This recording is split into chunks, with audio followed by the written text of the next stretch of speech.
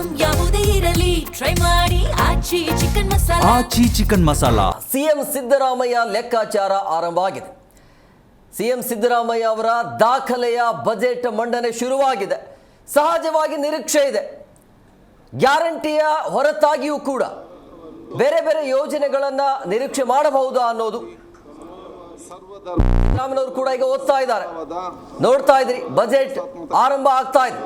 ಗಣರಾಜ್ಯವಾಗಿ ರಚಿಸಲು ಮತ್ತು ಸಮಸ್ತ ನಾಗರಿಕರಿಗೆ ಸಾಮಾಜಿಕ ಆರ್ಥಿಕ ಮತ್ತು ರಾಜಕೀಯ ನ್ಯಾಯ, ವಿಚಾರ ಅಭಿವ್ಯಕ್ತಿ, ವಿಶ್ವಾಸ, ಧರ್ಮಶ್ರದ್ಧೆ ಮತ್ತು ಉಪಾಸನಾ ಸ್ವಾತಂತ್ರ್ಯ, ಸ್ಥಾನಮಾನ ಹಾಗೂ ಅವಕಾಶ ಸಮಾನತೆ ದೊರೆಯುವಂತೆ ಮಾಡಲು ಮತ್ತು ವ್ಯಕ್ತಿ ಗೌರವವನ್ನು, ರಾಷ್ಟ್ರದ ಏಕತೆಯನ್ನು ಹಾಗೂ ಅಖಂಡತೆಯನ್ನು ಸುನಿಶ್ಚಿತಗೊಳಿಸಿ ಅವರಲ್ಲಿ ಭ್ರಾತೃಭಾವನೆಯನ್ನು ವರ್ಧಿಸಲು ಶ್ರದ್ಧಾಪೂರ್ವಕ ಸಂಕಲ್ಪ ಮಾಡಿದವರಾಗಿ ನಮ್ಮ ಸಂವಿಧಾನ ಸಭೆಯಲ್ಲಿ 1949ನೇ ಇಸವಿ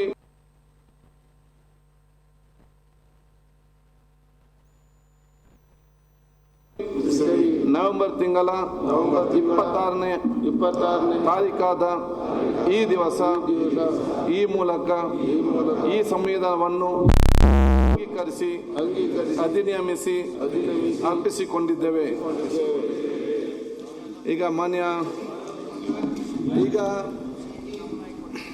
ಸನ್ಮಾನ್ಯ ಮುಖ್ಯಮಂತ್ರಿ ಸಿದ್ದರಾಮಯ್ಯನವರು 2020 ಆಯವ್ಯಯ ಅಂದಾಜು ಮಂಡಿಸುವುದು.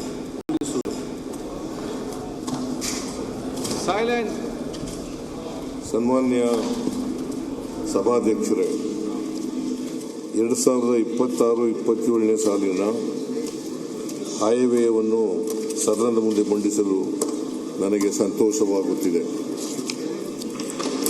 ಪ್ರಗತಿಶೀಲ ರಾಜ್ಯದ ಜನರ ತೆರಿಗೆ ಹಣಕ್ಕೆ ಪ್ರಮುಖ ಟ್ರಸ್ಟಿಯಾದ ನಾನು ಸರ್ವರ ಏಳಿಗೆಯನ್ನು ಬಯಸಿ 17ನೇ ಆಯವ್ಯಯವನ್ನು ಮಂಡಿಸುತ್ತಿದ್ದೇನೆ.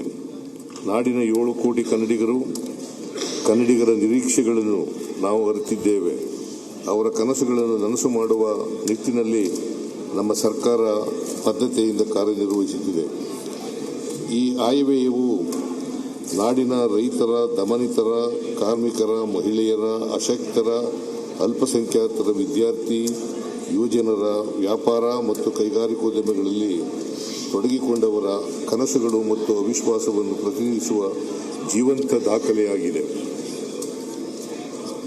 ಧನಶೀಲ, ಮನಶೀಲ, ತನುಶೀಲ, ಸರ್ವಮಯ ದಕ್ಕಿಂಗೆ ಕಾಂಬುದೆಲ್ಲವೂ ಶೀಲ, ಇಂತಿ ವ್ರತ ಸಂಪದವೆಲ್ಲವೂ ಆಹಾರ ಕುರಿತು ಮಾಡುವ ನೇಮ ಎಂಬುದ ತಾನರಿಯಬೇಕು. ವಚನಕಾರ್ತಿ ಅಕ್ಕಮ್ಮ.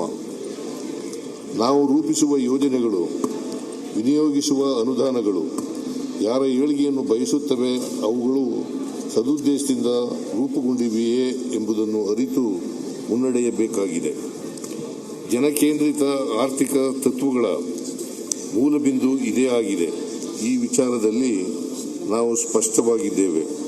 ಸರ್ವೋದಯವಾಗಲೇ ಸರ್ವರಲಿ ಎಂಬ ಕವಿವಾಣಿಯು ನಮ್ಮ ಸಮಗ್ರ ಅಭಿವೃದ್ಧಿಯ ದೀಕ್ಷೆಯೂ ಆಗಿದೆ.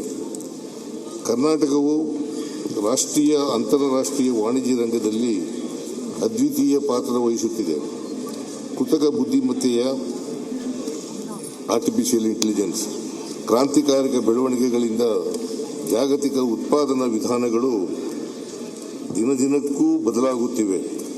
ವಿಜ್ಞಾನ ತಂತ್ರಜ್ಞಾನಗಳಲ್ಲಿನ ಹೊಸತನಗಳು ರಾಜ್ಯದ ಸ್ಥಿತಿಗತಿಗಳನ್ನು ನಿರ್ಧರಿಸುವ ನಿರ್ಣಾಯಕ ಸಂಗತಿಗಳಾಗಿವೆ.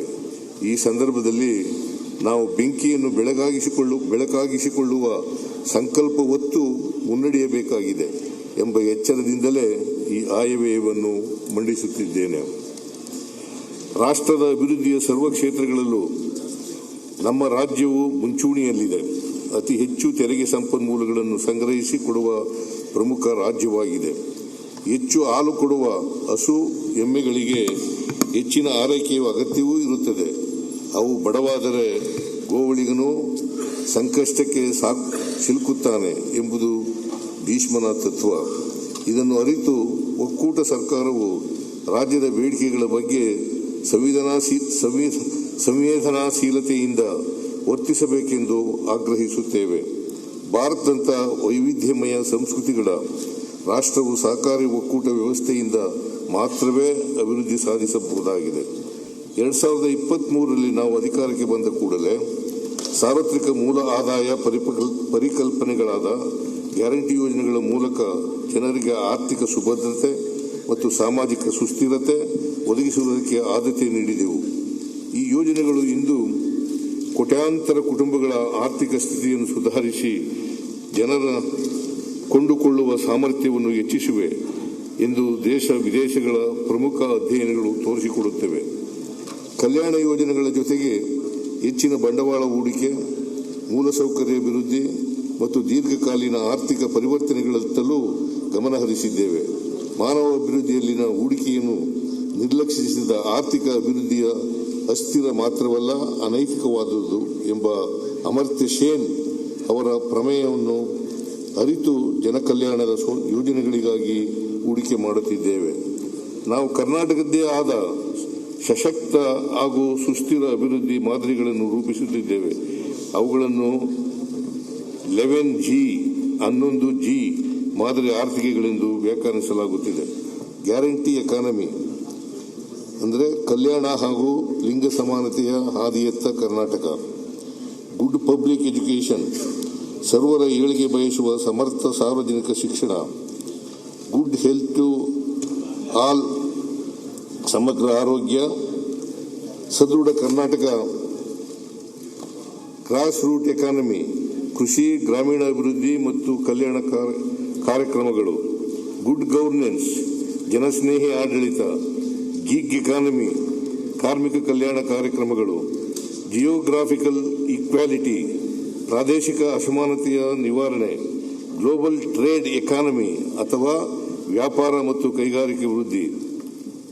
9 ಗ್ಲೋಬ್ ಟ್ರೋಟಿಂಗ್ ಎಕಾನಮಿ, ಪ್ರವಾಸೋದ್ಯಮ ಆರ್ಥಿಕತೆ. ಗ್ರೀನ್ ಎಕಾನಮಿ, ನವೀಕರಿಸಬಹುದಾದ ಇಂಧನ ಸೇರಿದಂತೆ ಪರಿಸರ ಪೂರಕ ಆರ್ಥಿಕ ಚಟುವಟಿಕೆಗಳು.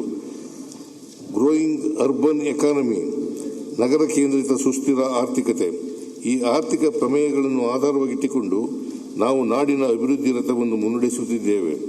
ಈ ಪ್ರಮೇಯಗಳು ಹೇಗೆ ಕರ್ನಾಟಕದ್ದೇ ಆದ ಅಭಿವೃದ್ಧಿ ಮಾದರಿಯನ್ನು ವ್ಯಾಖ್ಯಾನಿಸುತ್ತವೆ ಎಂಬುದನ್ನು ಆಯವ್ಯಯದ ಇಲಾಖಾವಾರು ಖಂಡಿಕೆಗಳಲ್ಲಿ ಗಮನಿಸಬಹುದಾಗಿದೆ. ಕರ್ನಾಟಕದ 45ಕ್ಕೂ ಹೆಚ್ಚಿನ ಉತ್ಪನ್ನಗಳಿಗೆ GI ಮಾನ್ಯತೆಗಳು ದೊರೆತಿವೆ. ಈ ಮಾನ್ಯತೆಗಳು ನಮ್ಮ ಜನರ ಪಾರಂಪರಿಕ ಕ್ರಿಯಾಶೀಲತೆಗೆ ಸಾಕ್ಷಿಯಾಗಿದ್ದು ಹೊಸ ಉದ್ಯೋಗಗಳ ಸೃಜನೆಯಲ್ಲಿ ಪ್ರಮುಖ ಪಾತ್ರ ವಹಿಸುತ್ತಿವೆ.